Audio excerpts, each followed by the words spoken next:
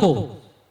महाराजांनी मला शानपणाच्या 4 गोष्टी सांगितल्या. मी खाली आलो, पण गड उतरताना मी ठरवलं की पुन्हा महाराजांच्याकडे येण्यात काय अर्थ नाही. माझं आत्ता कुठं राजकीय करिअर सुरुवात आहे, मी आत्ता कुठेतरी संबंध समर्थपणा करायला सुरुवात केली आहे, त्यांच्याच कृपेनं करतोय हे आज कळतंय, त्यावेळी नव्हतं कळलं. या मस्तीत मी गड उतरायला लागलोय. माझ्या लोकांना मी सांगितलं, बाबा रे उद्या माझं सगळं कॅन्सल झालंय, मी घाटात जाऊन उभा राहणार आहे. कुणी बघण्यापूर्वी मी घाटात जाऊन उभा राहिलो त्या ठिकाणी. माझ्या हातात एक निवेदन आहे, माझ्या हातामध्ये एक हार आहे. 11चं टायमिंग आहे, 11 वाजले, 12 वाजले, 1 वाजला, 1:30 वाजला, मुख्यमंत्री नाही, कोणच नाही. गावात चर्चा आहे, कालपर्यंत सरपंच फुरफुरत होता, आज कुठं आहे जाग्यावर. म्हणजे एक प्रकारची माझी नालस्ती सुरू होती गावात सुद्धा. मुख्यमंत्र्यांचा ताफा तिकडनं वेळानं सुटला, पोलीस खात्याला सूचना आल्या, मुख्यमंत्री कुठेही थांबणार नाहीत, गर्दी असेल तर बाजूला करा, बॅरिकेडिंग लावा आणि मुख्यमंत्र्यांच्या गाड्या डायरेक्ट कोकणात जाणार आहेत. पोलीस खात्यानं वरच्या आदेशाप्रमाणे तशा पद्धतीनं केलं.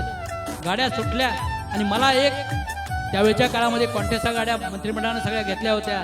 त्यावेळच्या काळामध्ये केवळ पायलट कार नव्हती, तर वॉर्निंग कार सुद्धा होती. वॉर्निंग कार गेली आणि पायलट कार जात असताना मी असा हात जोडला त्या कॉन्टेसा गाडीला, गाडी स्लो होऊन थांबली. मी त्या गाडीजवळ गेलो, मुख्यमंत्र्यांची काच खाली आली, मी नमस्कार केला आणि मी बोर्ड दाखवलं, साहेब या ऐतिहासिक किल्ले गगनगडावर. बघतोय तर महाराज त्या दगडी पाषाणावर असे काय बसले होते. दुपारी 1:30चा वेळ होती, प्रहर होता. सबंध सूर्याची किरण त्यांच्या भगव्या कपनीवर पसरली होती, अशी लाल छटा अशा मोडल्या होत्या. मुख्यमंत्रींना म्हटलो, साहेब महाराज बसलेत समोर. मुख्यमंत्री खाली उतरले, मुख्यमंत्र्यांनी चपला काढल्या, पलीकडनं नारायण राणे उतरले. मुख्यमंत्र्यांनी महाराजांकडे बघून नमस्कार केला, माझ्या खांद्यावर हात टाकला आणि म्हणाले, सरपंच तुमचं मुख्य काय काम आहे तेवढं मला सांगा, मी तुमचे सगळे प्रश्न मार्गी लावणार आहे, फक्त माझं एक तुम्ही काम करावं लागेल. मी म्हणलो, साहेब बोला. म्हटले, आधी तुमचं काम सांगा.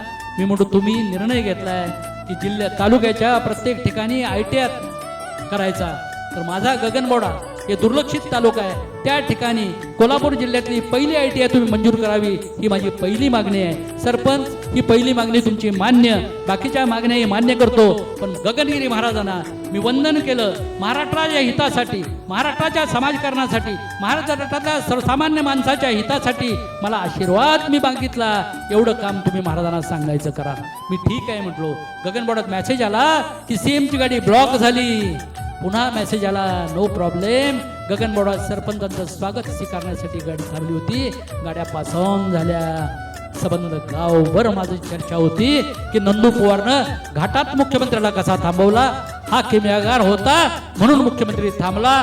आज गगनबावड्याला जिल्ह्यातली पहिली ITI तर झालीच, पण परवा महाराष्ट्र शासनानं निर्णय घेतला की गगनबावड्याच्या ITIला संत गगनगिरी शासकीय तंत्रनिकेतन हे नामोल्लेख परवा गगनगिरी महाराजांच्या ITIला त्या झाला. आणि त्या रस्त्यानं ज्यावेळी गाड्या जातात, रस्त्यानं आम्ही ज्यावेळी जातो आणि तो नामोल्लेख ज्यावेळी दिसतो, त्यावेळी तिथं आम्हाला गगनगिरी महाराजांचं दर्शन होतं, हे मला सांगायचं आहे.